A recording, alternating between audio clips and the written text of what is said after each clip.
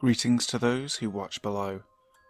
Before we start today's video, I'd like to say a huge thank you and give a massive shout out to those who dwell below.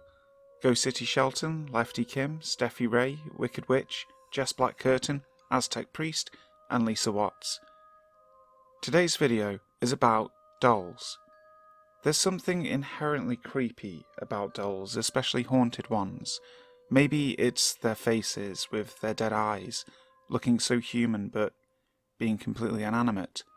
Or maybe it's the stories that we've been told from dolls such as Annabelle and Robert. So sit back, relax, and enjoy these true, terrifying tales of haunted dolls. Staircase Doll by WeirdnFreaky. This happened quite a while ago, so bear in mind I would be young.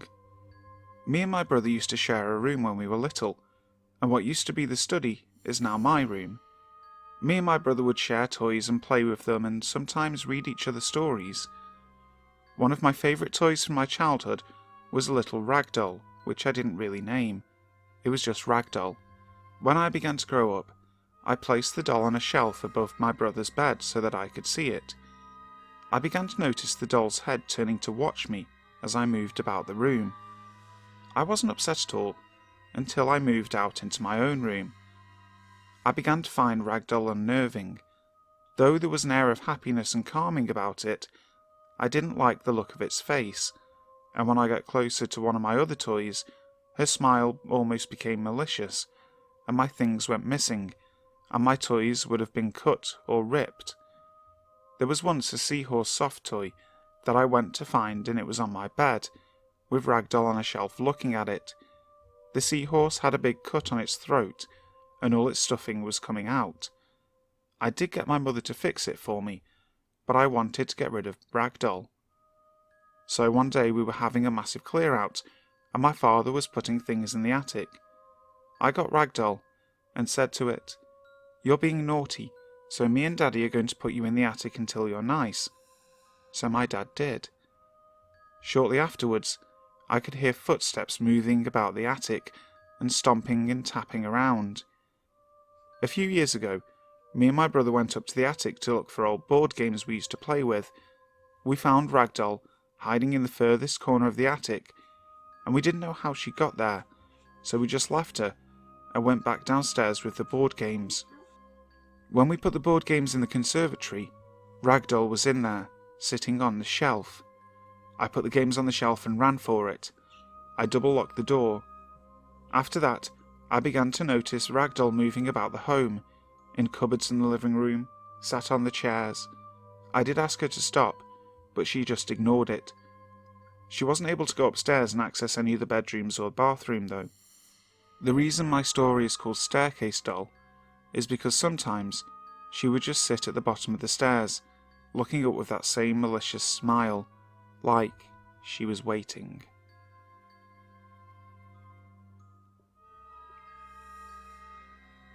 Lucy the Doll by VirtuousElemental. As a young child, I would enjoy playing with my dollies as many young girls do.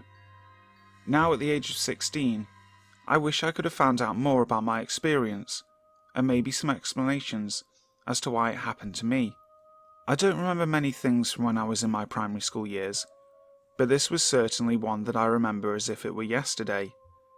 There was a jumble sale that took place in the hall of my primary school in around 2007. I was about 8 at the time.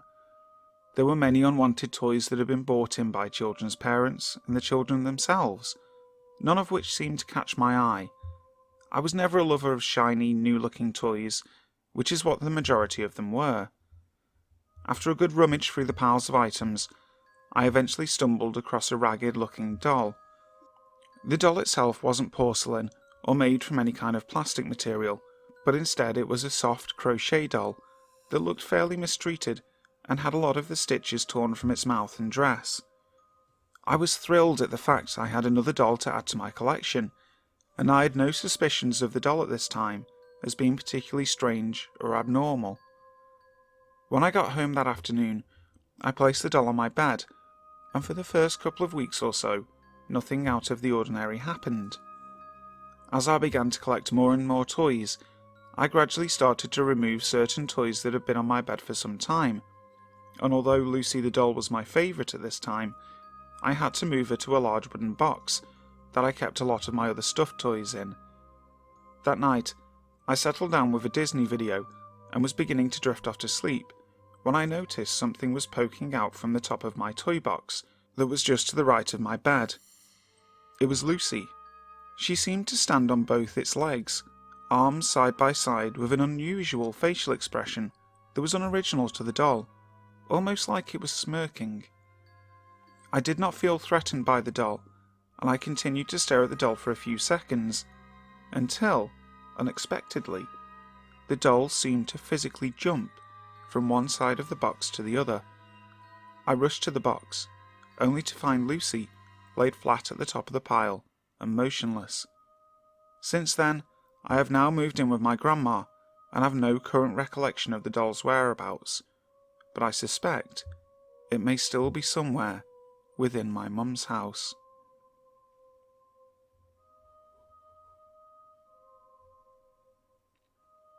The Victorian Doll by Silentwings. When I was a young girl, my great-uncle had come into town to spend the week of the 4th of July with us.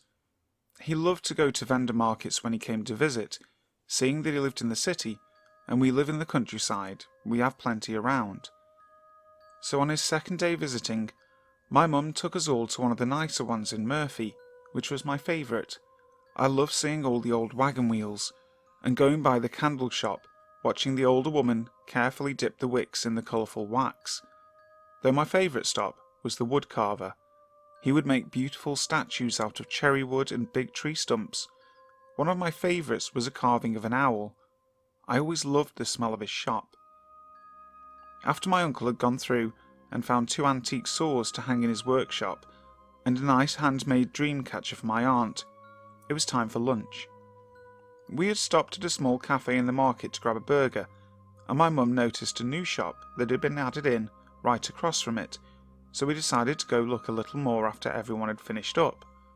As we walked in the shop, there were a huge wall of wind chimes, a few stones and crystals for sale, which I thought was funny, because who would want to buy a rock? You can go down to a creek and get all the rocks you wanted for free. Incense, books, but one thing caught my attention more than anything else, and that was a small table with different dolls. There were all kinds of them, some that looked like fairies and some like old-fashioned ladies, as I called them, but one stood out from the rest. She had brown curly hair with brown eyes, pale white skin, wine-coloured lips, and a beautiful dark red dress with a gold flower pattern on the front, though I found it weird that she was still in her box.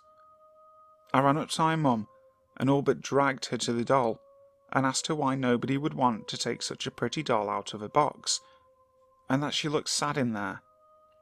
To which my mum replied, "It's a porcelain doll and can break easily, so the box keeps her safe, and she's not meant to be played with." I asked her why she looked so sad in there, and she told me dolls don't have emotions like we do, and she was made of glass, paint and fabric, and to stop asking so many questions. I know she told me not to ask any more questions, but one more thing was boiling inside of me, and I had to ask her.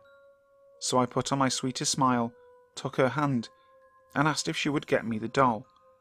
She smiled but said no, and that I wasn't old enough to take care of her like I should, maybe when I was a little older. "But Mama, when I'm older this doll won't be here. Some mean person will buy her, and just leave her alone all the time, making her even more sad." My mum had heard enough. "I told you, dolls don't feel anything, and we're not buying it. Now go to the car." I let go of my mum's hand, ran back to the car, and cried in the back seat. That doll was sad, and all I wanted to do was make it better. She needed me. I saw my mum, brother, and uncle walking towards the car, so I dried my face and buckled up. As we pulled away, I waved to the building and told the doll I was sorry. Of course, my mum thought I was talking to her, and said it was fine. I just needed to accept the fact that I couldn't get everything that I wanted, and to learn to control my emotions. A few months rolled by, and it was my birthday. We had a small family dinner, and were just about to cut the cake, when someone knocked on the door. It was a mail carrier with a big box.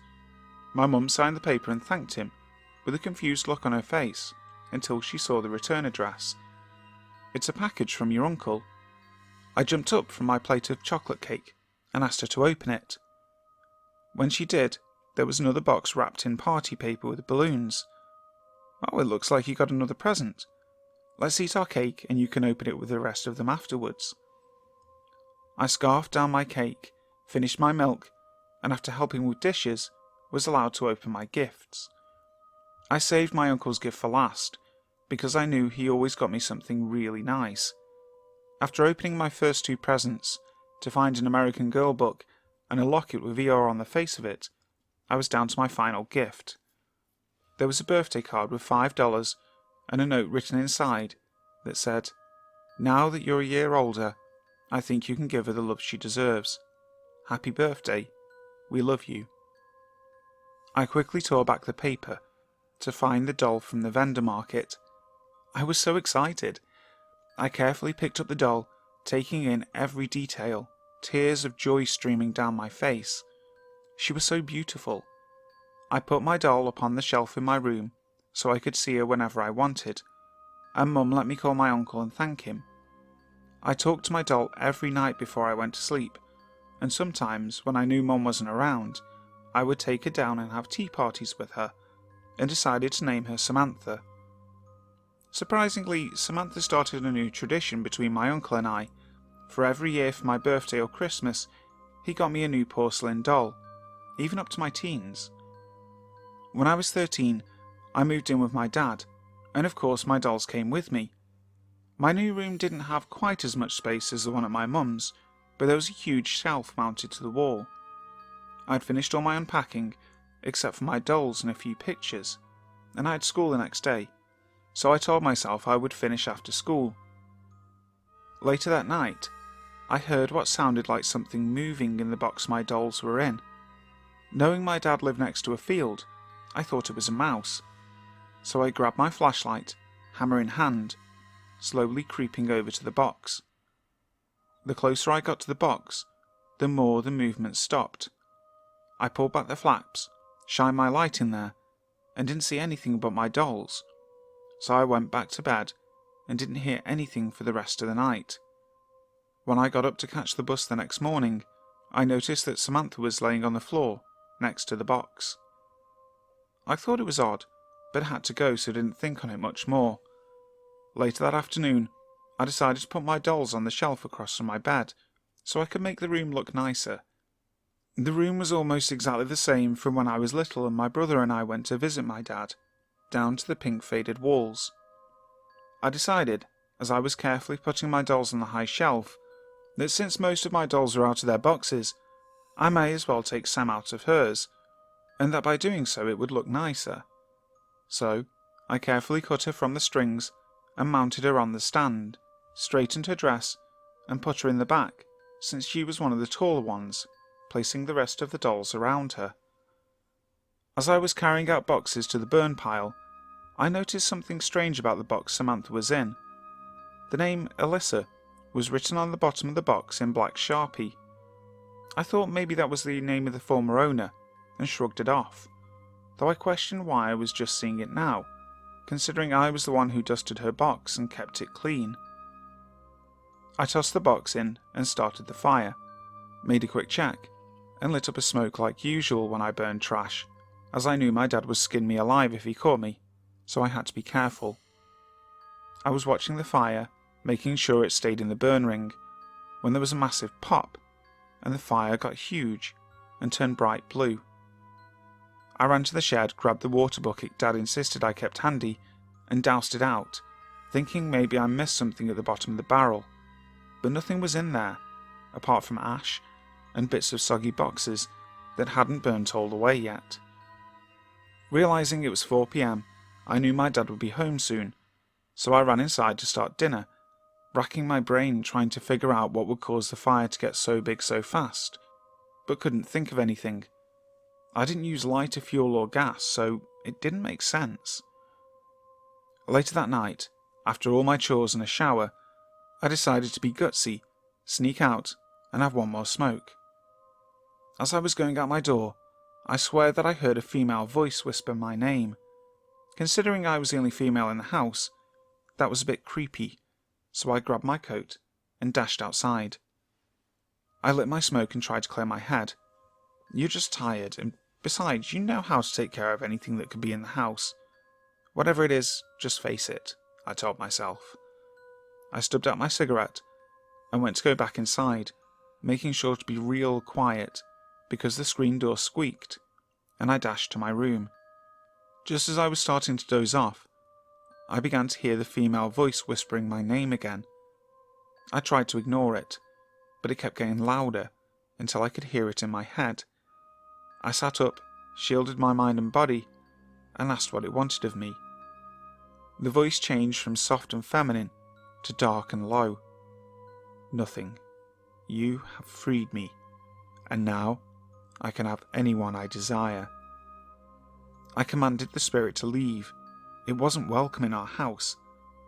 It laughed and said, "A weakling trying to command me?" I felt a sting on the side of my face, reached up, and found that I was bleeding. Filled with anger, I demanded that it show itself. As soon as I said that, Samantha came flying off the shelf and hit the foot of my bed. Surprisingly enough, the doll did not shatter.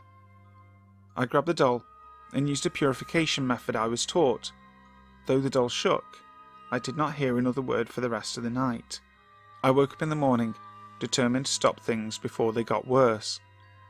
I asked my dad if he would take me to the thrift store so that I could take my dolls in, as I felt that they were taking up too much space, and he agreed, but asked what had happened to my face. I couldn't tell him what really happened, because he's very religious, so I told him that I was just getting too old to collect them anymore, and that my cat Meowie had scratched me. After I got rid of them all, I swore to myself that I would never own a porcelain doll again. As to how the spirit got attached to the doll, I have no clue, but I know that I never want to run into it again.